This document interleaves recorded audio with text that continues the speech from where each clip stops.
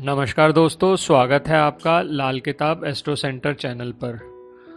आज के इस वीडियो में एक अनूठा उपाय आपके साथ शेयर कर रहा हूँ। अगर आपको किसी भी तरह की प्रॉब्लम आ रही है, चाहे वो आपके व्यापार में आ रही है, चाहे आपकी नौकरी में आ रही है, चाहे आपको धन कमाने से संबंधित प्रॉब्लम्स आ रही हैं, या आपका कर्ज बढ़ता जा रहा है और कर्ज नहीं उतर रहा, उससे संबंधित कोई प्रॉब्लम्स आ रही हैं, तो उसका किस तरह से निवारण हो सकता है। सावन का महीना भगवान शिव को अति प्रिय है।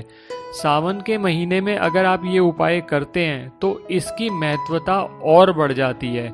और ये जो उपाय मैं आपको बता रहा हूँ, आप जिस विधि से मैं आपको बता रहा हूँ, जिस तरह से आपको करना है, जिस मंत्र जाप के साथ करना है, आपको उसी तरह से करना है। तो इस उपाय का लाभ आपको ज़रूर मिलेगा। आपकी जो भी मनोकामना होगी बहुत जल्द ही पूर्ण होगी, क्योंकि सावन में भगवान शिव की कृपा पाने का एक अद्भुत मौका होता है। अगर इस समय पर आप ये उपाय करते हैं तो इसकी महत्वता और बढ़ जाती है। अगर किसी केस के अंदर आप इस सावन में ये उपाय ना कर सकें तो आप किसी भी सोमवार से ये उपाय शुरू कर सकते हैं, जिस तरीके से मैं आपको बता रहा हूँ।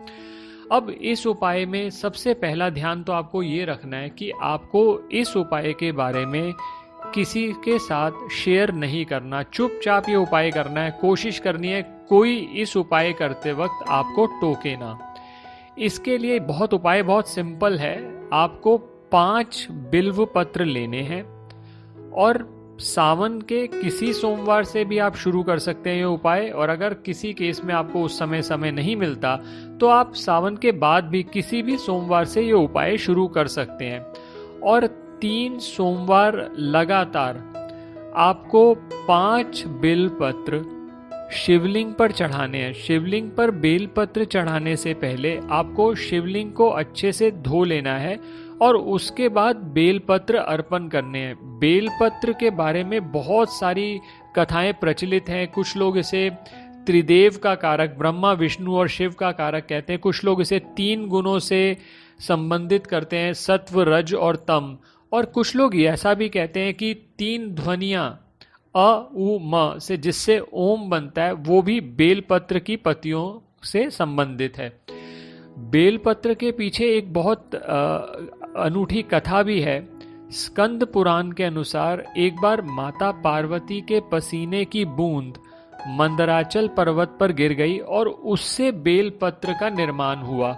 क्योंकि माता पार्वती के रूप से इस पेड़ का उद्भव हुआ है, इसी वजह से माता पार्वती के सभी रूप इसमें बसते हैं।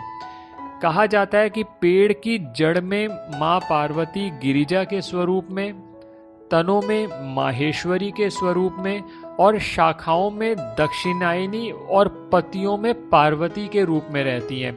फलों में कात्यायनी और गौरी का स्वरूप निवास करता है।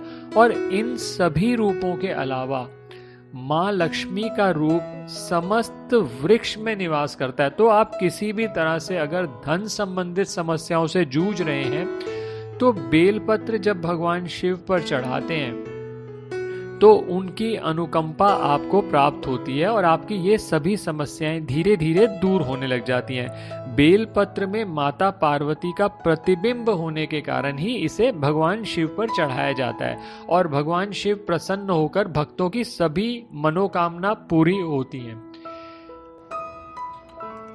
अब मैंने ये तो बता दिया आपको कि आपको किस तरह से 3 सोमवार लगातार 5 बिल्व पत्र शिवलिंग पर अर्पण करने हैं। इसके अलावा आपको एक मंत्र जाप करना है। मंत्र आपकी स्क्रीन पर भी आ रहा है। त्रिदलम त्रिगुणाकारम त्रिनेत्रम च त्रियायुधम त्रिजनम पाप संहारम एक बिल्वम शिवार्पणम। इस मंत्र का अर्थ होता है कि 3 गुण, 3 नेत्र, त्रिशूल धारण करने वाले और 3 जन्मों के पाप को संहार करने वाले हे भगवान शिव, आपको त्रिदल बिल्वपत्र अर्पित कर रहा हूँ या कर रही हूँ और आप मेरी सभी मनोकामनाएं पूर्ण करें। इस बिल्वपत्र को चढ़ाने से पहले, जैसा मैंने पहले भी बताया, आप शिवलिंग पर जल चढ़ाएं, उसके बाद बिल्वपत्र चढ़ाएं और उसके बाद अपनी प्रार्थना भगवान शिव को करें। आप ये उपाय अगर नियमित रूप से 3 हफ्ते करते हैं, 3 सोमवार करते हैं, तो आपकी मनोकामनाएं अवश्य ही पूरी होंगी। आप सभी लोगों को सावन की बहुत बहुत शुभकामनाएं। ओम नमः शिवाय।